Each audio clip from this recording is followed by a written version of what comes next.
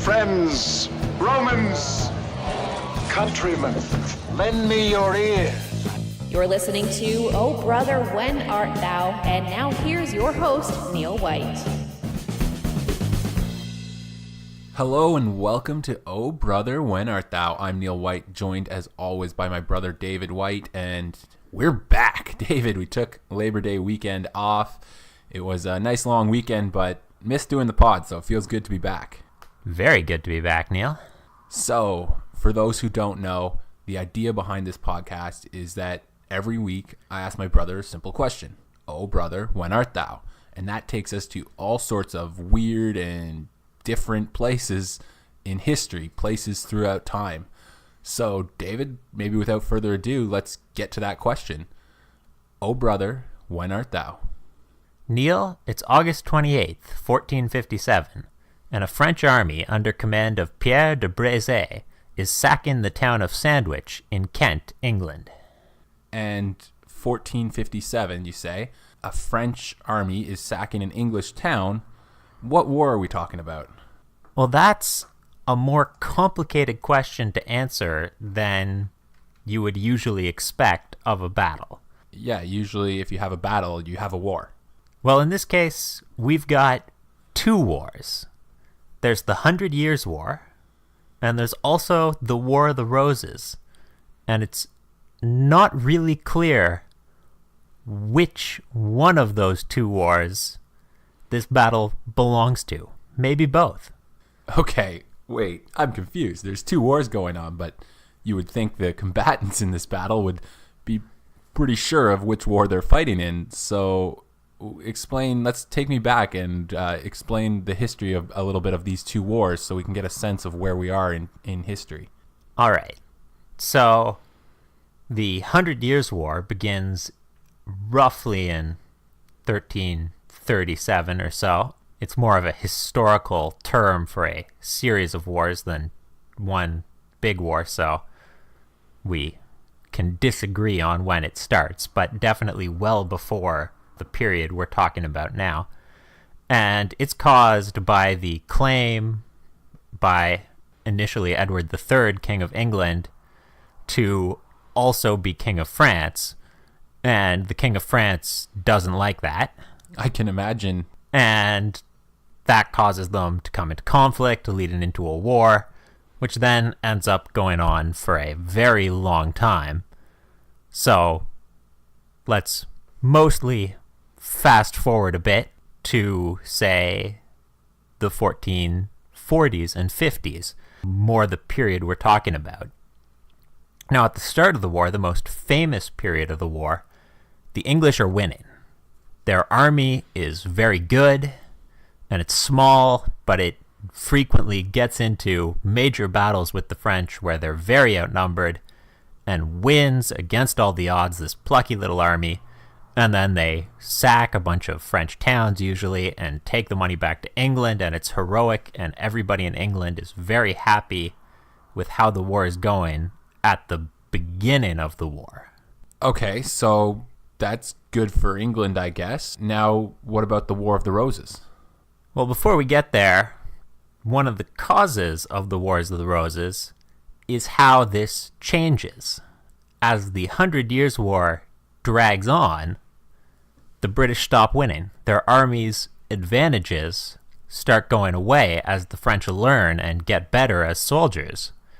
But their army's still smaller because England at this period is smaller than France. And so, as their advantages slip away, their armies start to lose. And back home in England, people aren't happy about this. Yeah, nobody likes losing. No, and especially nobody likes losing a war. And as all the territory they've conquered in France starts to slip away from their grasp, as you can imagine, the English people start to feel like their rulers are failing them, like the king is failing them. So if you're King Henry VI, King of England at this time period, that's not a good thing. Yeah, this whole war started because the King of England thought he was the King of France. Now he's losing not just in France, but support at home as well. Exactly. So he starts trying to find a way to end the war, to negotiate a peace, which makes sense. And if he'd succeeded, maybe we would remember him as a great English king. But unfortunately for him, he doesn't succeed. The French are still bitter about this whole invasion thing.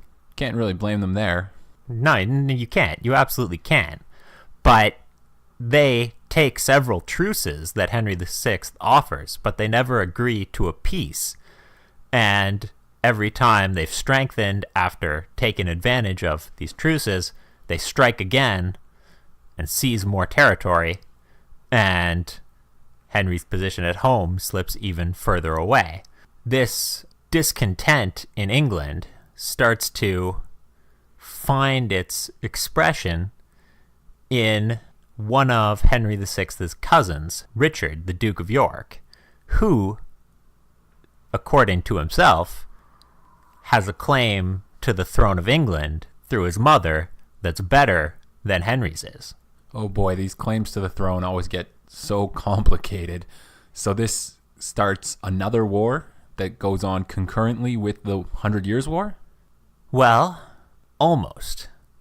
There's an interesting period right at the very start here where Richard has this claim to the throne, and it's certainly threatening to break into all-out war, but it doesn't quite. The English nobility managed to keep Richard and Henry talking and negotiating, and they agree to a settlement where Richard will get to be king when Henry dies, and it seems like they're going to come to an agreement.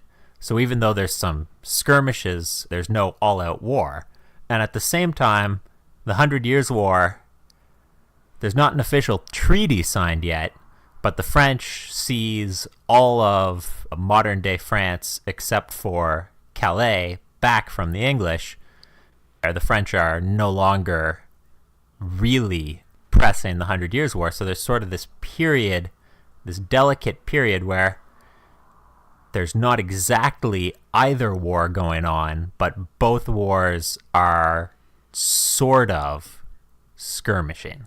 Okay, sounds like a delicate period. Does Henry VI handle this well? Unfortunately, in 1455, Henry VI has some kind of a mental illness.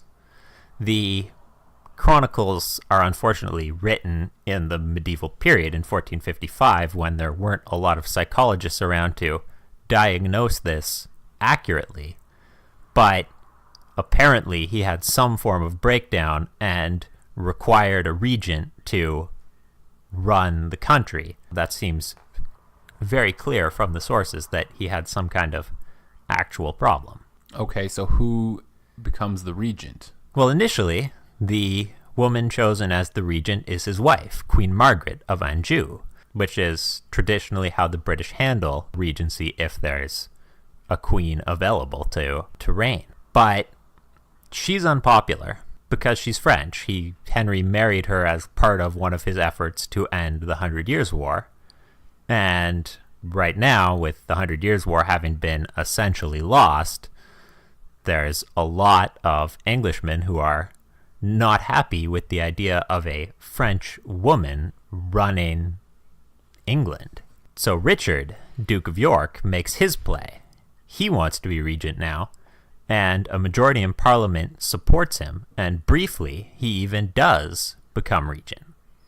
Okay, well, it does seem like natural that this guy who had this deal with the king to become the king when the king died would want the regent's role when the king was mentally incapacitated. Well, yes, but Queen Margaret also has her claim, which is also very natural and in accordance with tradition, and she's quite unhappy with Richard being the regent. So she announces that the king's had a miraculous recovery, he's okay now, and he's going to go back to ruling the country. And as you might imagine, Richard, Duke of York, isn't exactly thrilled to stop being the regent. Right. These guys in power never really want to give it up, do they? No, they never do. And it's in this tense situation where Richard Duke of York actually has put down his power in the regency and the king and queen are reigning, but there's a tense, delicate political situation that this French army crosses the channel and sacks the town of Sandwich.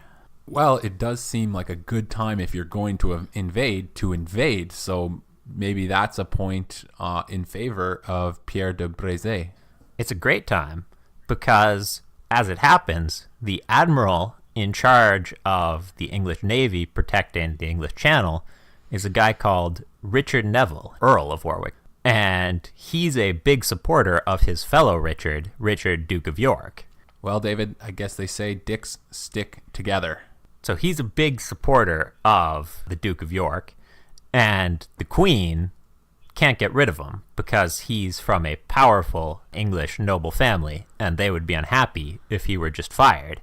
So she tries to cut his budget, essentially in modern terms, to reduce how much money and ships he has to work with, so that if he's secretly planning on, say, sailing to London in support of the Duke of York, he won't be able to do anything.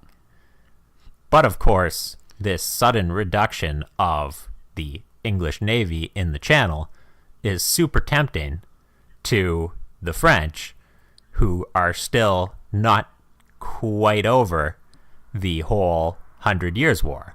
And that's where we get Pierre de Brézé crossing the Channel. Sounds kind of like cutting off your nose to spite your face. You're reducing your Navy budget to ensure your admiral doesn't attack you, but at the same time, in reducing your Navy budget means your defense isn't as good as it was. Indeed, political scientists call this coup-proofing, weakening your military in order to prevent them from forming a coup d'etat against you can also weaken your military against the foreign adversaries they're supposed to protect you from. But for Queen Margaret, this raises a whole additional problem, which is that many people in England at the time suspected her of conspiring with the French. She was French, she was from France, and she knew Pierre de Brézé from her time in the French court. He was a well-known French courtier, and a lot of people suspected her of having conspired with him to try and make her enemy, Richard Neville, the admiral, look bad by successfully crossing the Channel. It does seem suspicious. I can see on the face of it why people would think that. And that's actually going to get worse very quickly. People are going to suspect this more and more. Interestingly enough, there's no evidence that modern historians have access to that suggests that they actually were conspiring together in 1457. It's just one of those coincidences that happens to be incredibly suspicious. Interesting, very interesting.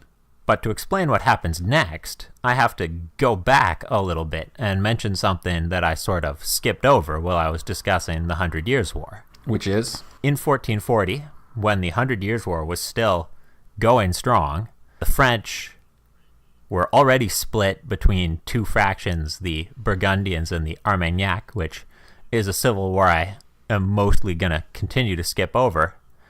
But within the Armagnac, the French faction that was going to win the Civil War and then the 100 Years' War and become the kings of France, the king was Charles VII, and his son, Louis, decided that he wanted to be king even though his father was still alive, and formed a rebellion known as Le Praguerie. And Pierre de Brézé was one of Charles VII's major generals, and he helped to put down that uprising very forcefully, executing a few of Louis's friends, which made him very popular, as you can imagine, with Charles VII, but not with Louis.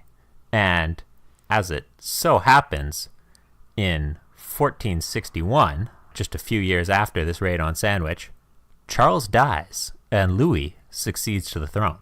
Okay, so Pierre de Brézé is going to be in a little trouble when Louis gets to the throne. He is. He's locked up, actually, in Paris. Louis is unhappy, and he arrests him, and it's not exactly clear if he's charged with any crime or what crime he's going to be charged with, but he's definitely under arrest, and he's probably not very happy about that. No, I wouldn't imagine so. On the other hand, there's a few developments in those 3 years I've sort of skipped over in England. And by developments, I mean the Wars of the Roses break out in full force. No more minor skirmishing. This is major battles up and down the breadth of England. So this is an English civil war now. It is. And there's a lot of developments that I'm, again, mostly just going to skip over. Richard, Duke of York, our original claimant to the throne for the Yorkist side, actually dies in 1460 at a battle called the Battle of Wakefield. He's succeeded by his son, Edward IV, who becomes the new Yorkist leader. And then Edward IV, in 1461, successfully reaches out to Richard Neville, this supporter of his father, who we've already mentioned, who has a large army of his own, and successfully throws Margaret of Anjou right out of the country and captures Henry VI and has himself crowned king, and that leaves us with Margaret of Anjou in France looking for allies. Okay, so does she turn to Pierre de Brézé? She does. She goes to King Louis XI, and asks him to support her in invading England to reclaim her throne. And Louis interested, but he doesn't want to put too many of his assets at risk. And they're discussing it. And somebody, it's not clear who, has the idea they should release Pierre de Brézé, this general who's famous, who's fought the English before, and he should take command of this army to support Margaret, with the idea from Louis's perspective being, if he wins, that's great, and if he doesn't, it's not such a big risk because you're just sending this guy you don't really like. Fair enough. So the first time Louis de Brézé invades England, people think that he's working with Margaret, but they really weren't working together. This time, they actually are working together. They are. They are united as one Lancastrian, as their faction has become known now by this point. One Lancastrian army invading the north of England, crossing over the channel from France.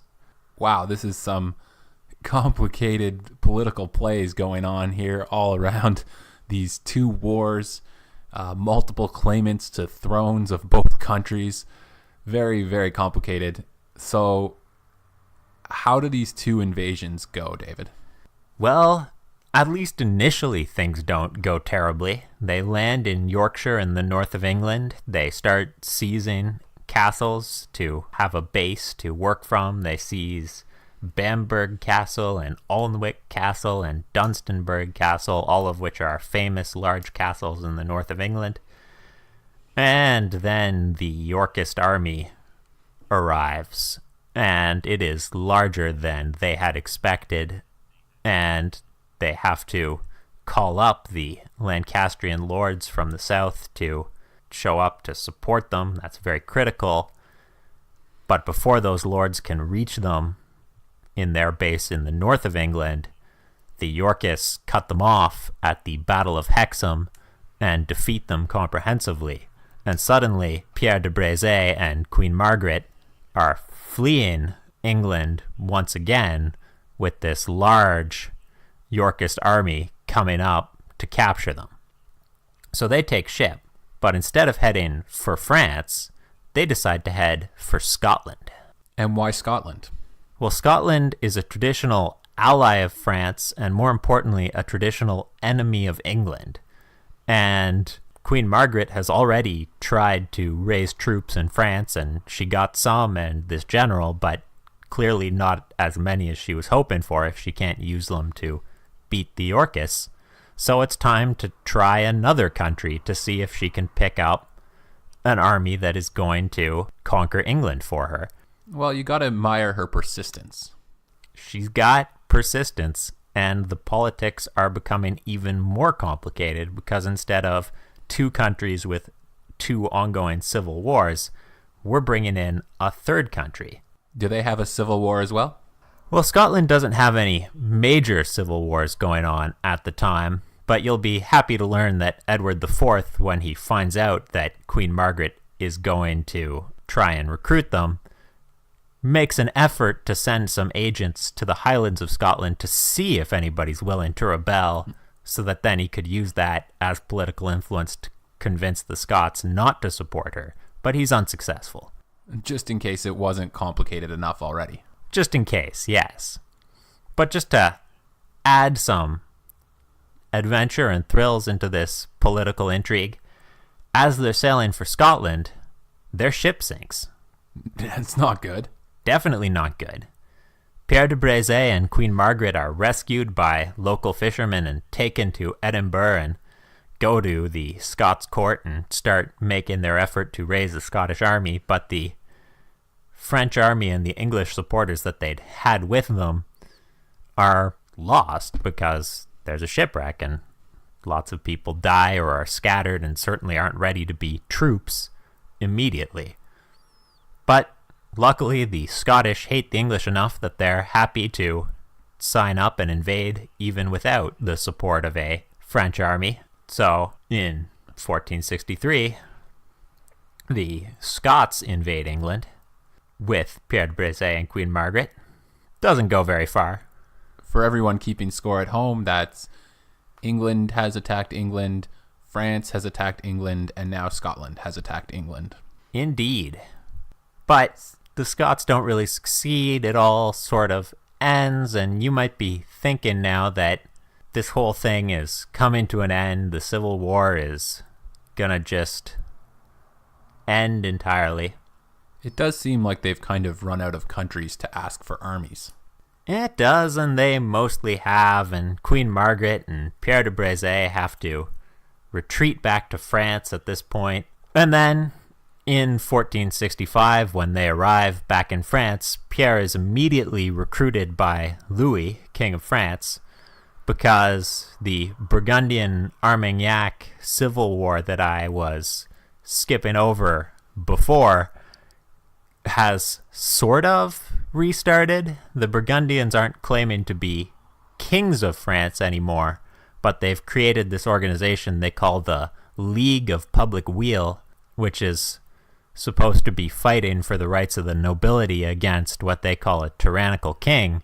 So King Louis needs a general to fight for him against them. So Pierre de Brézé marches off to fight the League of Public Weal because obviously all of this was too simple and there wasn't enough going on. Right, so we're back to a French civil war for Pierre de Brézé. What happens to Margaret?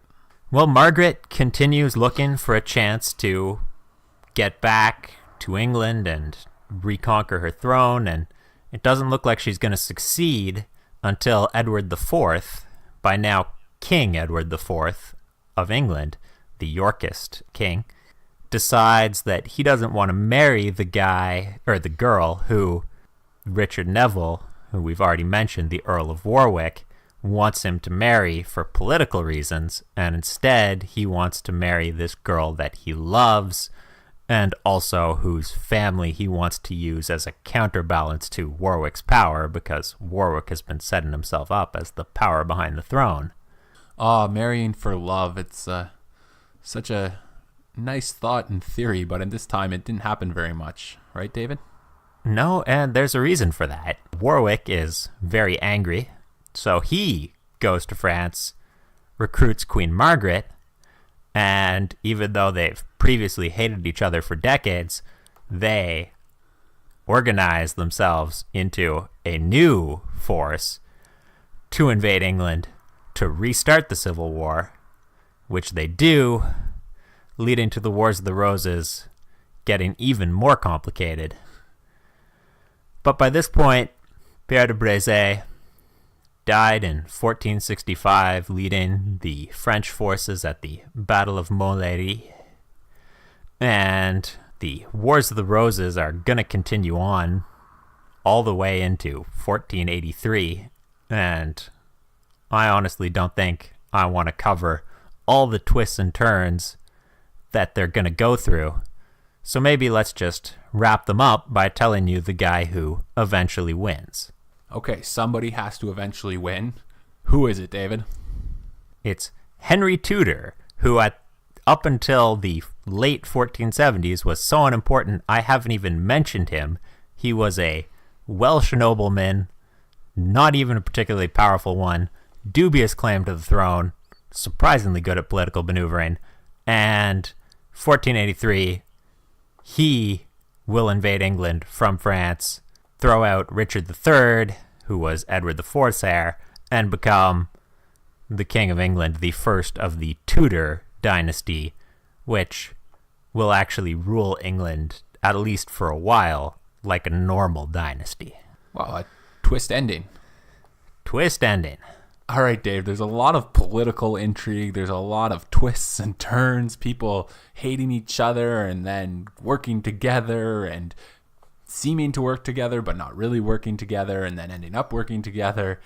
It's a fascinating plot line here. I do want to go back, though, to where we started at the beginning of all this, which was Pierre De Brézé attacking Sandwich and not even knowing which war that battle was a part of.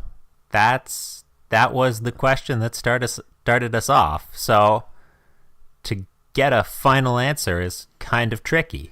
He was attacking for reasons that we would traditionally associate with the 100 Years' War.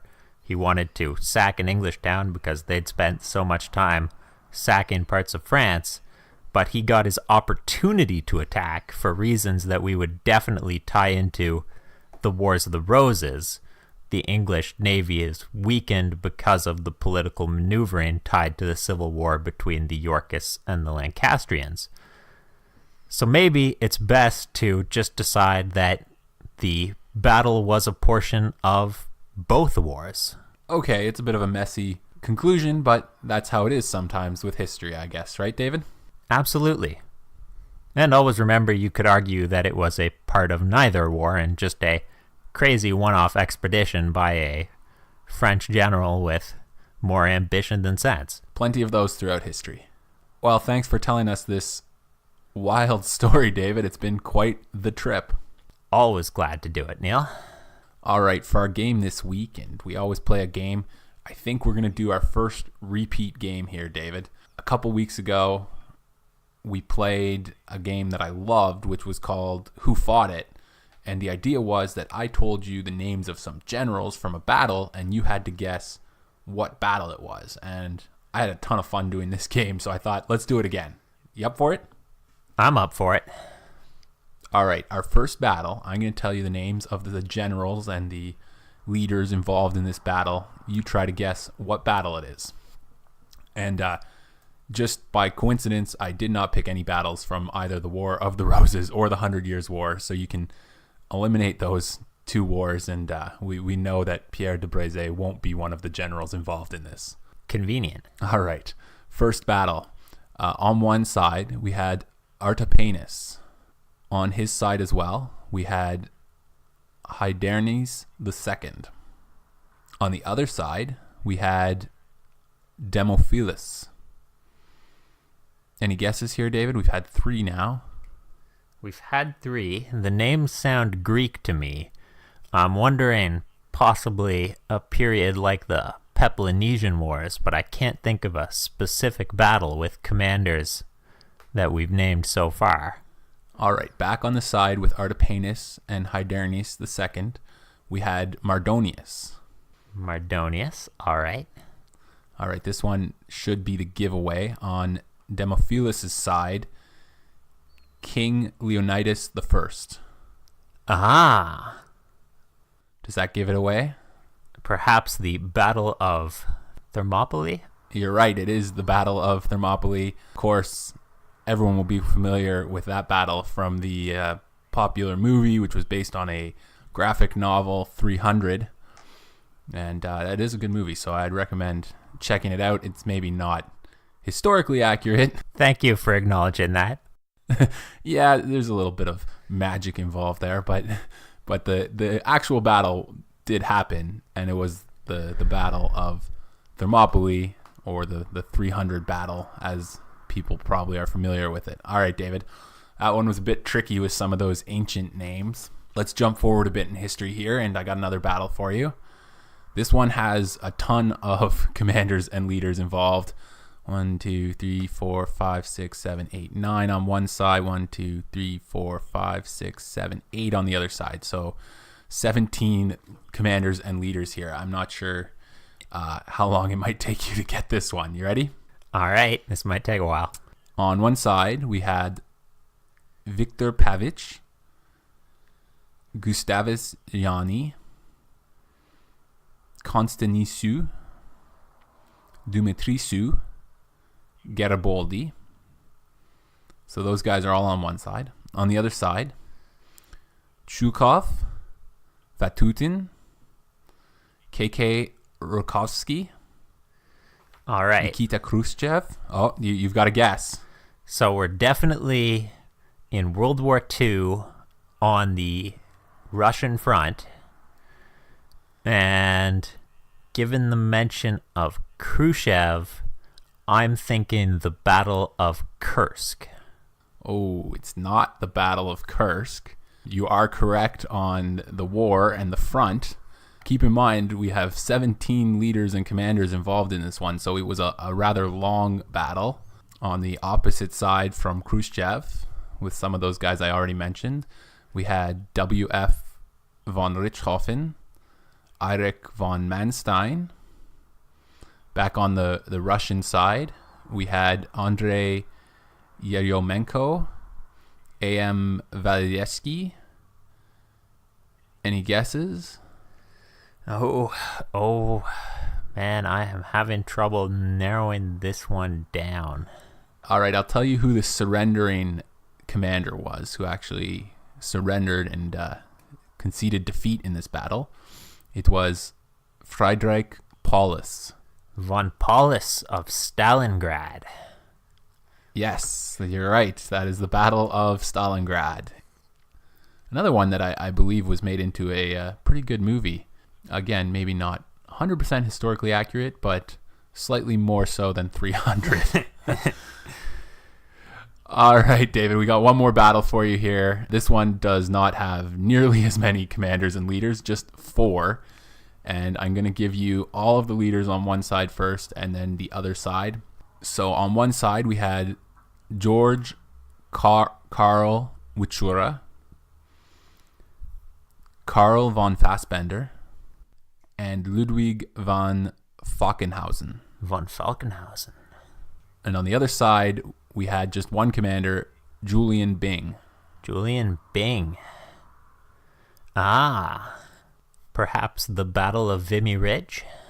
Yeah, I had to get a Canadian battle in there, so that one is famous from World War I, the Battle of Vimy Ridge, really a turning point in Canadian history for all our fans from Canada. Well, that's always a fun game to play, David, so thanks for playing along with me. Had some tricky battles this time. You did. Very fun. I hope everyone was guessing along with us at home and trying to figure out these battles as I was butchering the names of some of these foreign generals. So thanks for listening again to Oh Brother, When Art Thou? If you want to find us online, our website is obrother.ca. On Twitter, Instagram, and Facebook, our handle is @WhenArtThou. And if you want to send us an email, obrotherwhenartthou@outlook.com. Thanks for listening. We'll be back again with another episode next week. So make sure you like our pages, follow along so that you don't miss anything happening here on Oh Brother, When Art Thou? Thanks for joining me, David. Always happy to be here, Neil. And thanks for listening.